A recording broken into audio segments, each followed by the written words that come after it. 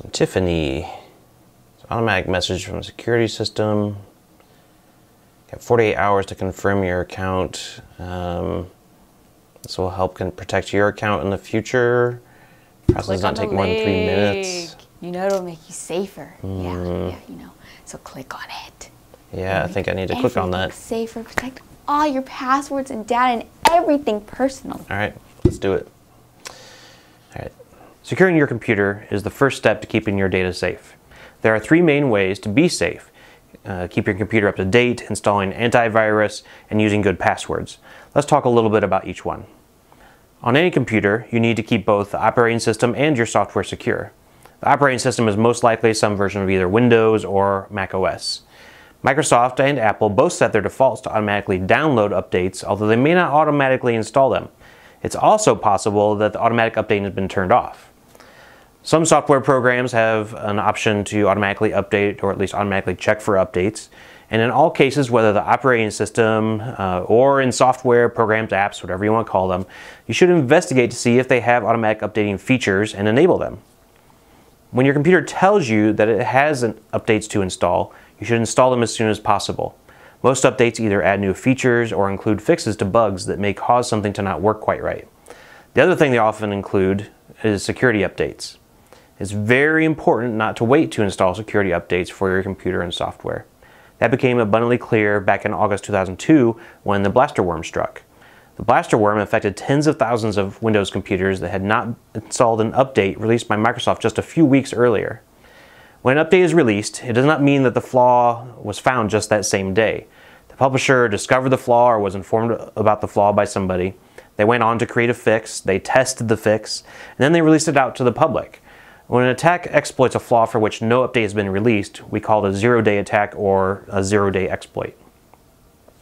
By failing to completely install an update, you leave your computer vulnerable to these exploits. The second part of keeping your computer secure is some sort of virus protection. The University of Illinois provides students, faculty, and staff with free copies of McAfee Antivirus to install on their personally owned computers. Many manufacturers include a free trial for antivirus on a new computer. Every computer should have some flavor of antivirus on it. Now be sure to keep that up to date just like you do your other software. The third part of securing your computer is setting good passwords.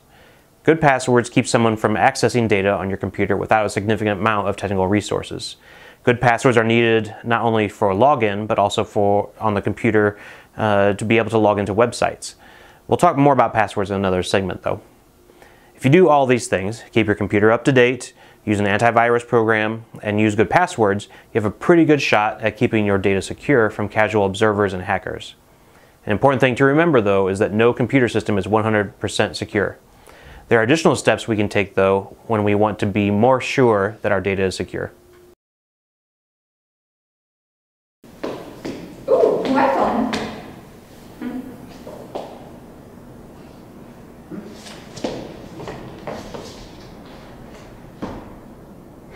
Looks like there's a password on it. 1111. Nope. 1112. Nope.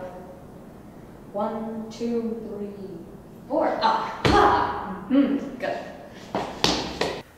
Smartphones and tablets have created a new opportunity for our data to become exposed.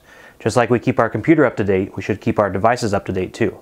There are a few extra measures that are pretty easy to do though with smartphones and tablets. First is the 4-digit password used by most phones is really not that great. If at all reasonable for you to type, you should lock your device with an actual password. If you don't want to go that far though, a random 4-digit number that isn't also your ATM PIN number is better than nothing. Now I use an iPhone and an iPad, and I've also enabled a security feature that the device should wipe itself if the password is wrong 10 times in a row. This keeps someone who finds or steals my device from trying different passwords until they manage to get the right one. Android phones and other devices as well as Windows phones have a very similar feature. I combine this feature together with a somewhat easier to type password that makes guessing my password before it wipes nearly impossible. Lastly, devices that have always-on data connections have the capability to be found or even remotely wiped if lost. On iOS devices, this feature is called Find My iPhone. With Find My iPhone, I can see where my iPad and my iPhone are located so long as they are on and getting a data signal. I can also erase the data on them remotely.